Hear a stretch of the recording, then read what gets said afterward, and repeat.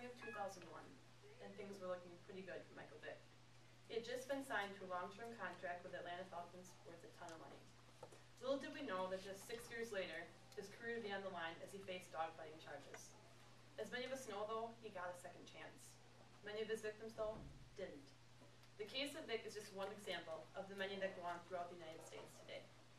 Dogfighting, as defined by Hannah Gibson of the Animal and Legal Historical Center in her 2005 article, is a blood sport, where two dogs pitted against each other are trained to fight until the death.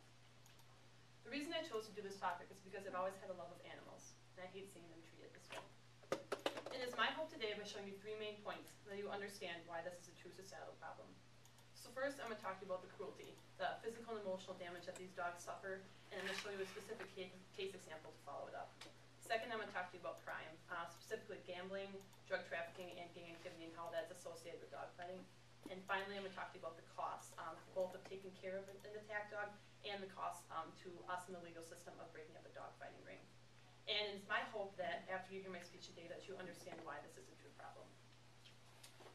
So first, the animal welfare and cruelty. Obviously, the physical damage that these dogs suffer is very great. According to David Bondrell in this 2009 Time article, oftentimes they suffer not only scarring, but like internal injuries. They lose limbs, they lose eyes, they lose lips, and it's oftentimes they are dragged behind cars to build stand-em up, so that causes scarring. The physical treatment is very, very terrible.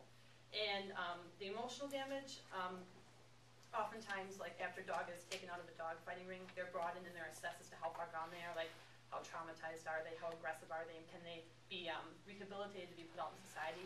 And oftentimes it's the case that they can't, so that they have to put the dog down. It's usually a pretty sad thing to do. A specific case example, obviously many of you know Michael Vick. And according to an article by George Dorman in Sports Illustrated in 2007, he began by, him and his 2 friends bought a dogfighting property in 2001 that was suitable for housing and fighting dogs. And in 2002, he bought the dogs and began fighting, and until he was caught in 2007. And the place was called Bad News Kennels. It was a business enterprise that he established. And like I said, he fought for 5 years, and he fought at Bad News Kennels and also across the whole entire United States. And during that time, obviously the treatment of the dogs was very poor, as is any dog fighting case. The dogs were hung, they were electrocuted. They even said during the investigation that there was evidence that dogs had been slammed and kicked into the ground. Dog carcasses were left everywhere. It was just a terrible ordeal, as every dog fighting case.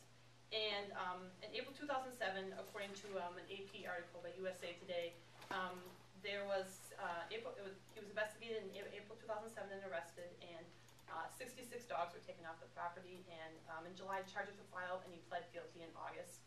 And according to Jim Rubicki in 2007 of the state of Virginia, he was sentenced to 23 months in prison, and then 3 years of supervised probation kind of. And the thing I just want you to know is that this is just one case of the many that take place across the United States today. Now that I've talked to you about the cruelty, I want to talk to you about the crime. Dogfighting is just a magnet for organized crime. First, talked about gambling. According to Gibson, in a 2005 article, it's a very big, lucrative money-making business for the people that are involved in dogfighting, because they obviously bet on these fights, and they not only bet money, they bet possessions, they bet weapons, oftentimes even bet their homes. So people bet pretty much everything that they have on these fights. And the drug trafficking aspect, the dogfighting is a way for these drug traffickers, these drug lords, to sell their drugs. They bring these drugs to the dog fights, and obviously there's a lot of money flying around because people are betting, so people are going to buy their drugs. And oftentimes dogs are also, in the case of drug trafficking, are used as a sense of security. Like the dog's vocal cords are taken out, like the bark, so they kind of act as like a silent alarm, so people don't know they're there, and if they, cops even try to break up the dog fighting, maybe they'll be attacked by dogs. And finally, the gang activity. The world of dogfighting kind of creates a gang mentality, so to speak. And like if, these gangs that have these dogfights, if their dog is fighting really well, they look superior to other gangs, and that's a big deal in the world of gangs. And oftentimes, so these gangs pose a big danger to communities because, they got the gambling, the drug trafficking, and all this stuff, and like the betting of weapons, and it causes a danger to communities, and it's like, it gets high crime rates, especially in urban areas, so it causes a danger for the people who live there. And now that I've talked to you about the cruelty and I've talked about the crime, I finally want to talk to you about the costs that are associated with dogfighting. To take care of an attack dog is obviously very costly.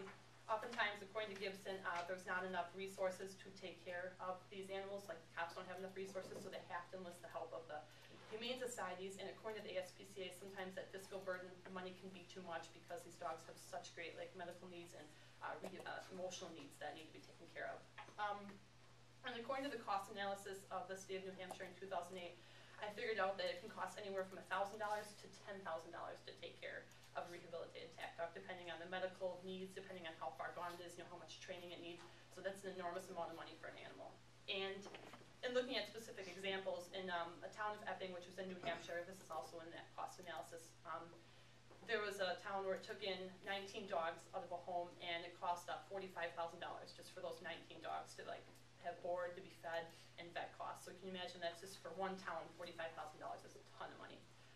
And on a bigger scale, according to Ian Urbana of New York Times in 2010, there was also a case in Ohio where there was 170 dogs taken out of a hoarder's home, person who hoards animals, and it cost them $1.2 million to feed and take care of these dogs.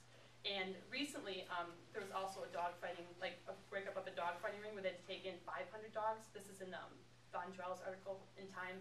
And I wasn't able to find an exact cost for that, but you can imagine if it's $1.2 million for 170 dogs, how much it would be to take care of 500 dogs with probably more severe medical needs. And finally, I want to talk about the breaking up of a dog fighting ring.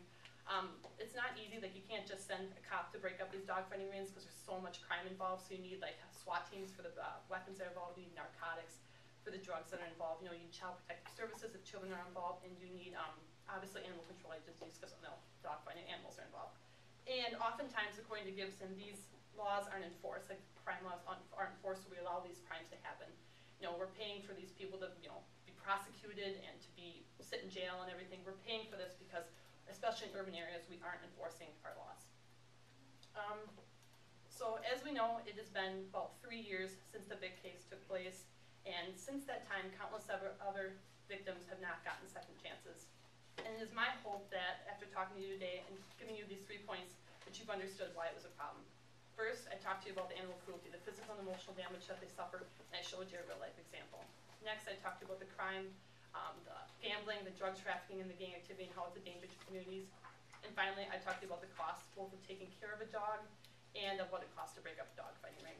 And it's my hope that you now have a better understanding on this issue, and it's my hope that now you think of dog fighting beyond Michael Vick. I hope when you hear the word dog fighting, you don't just think of Michael Vick. I hope you think of the animals that suffer, the communities it affects, and the cost that it brings upon you and I.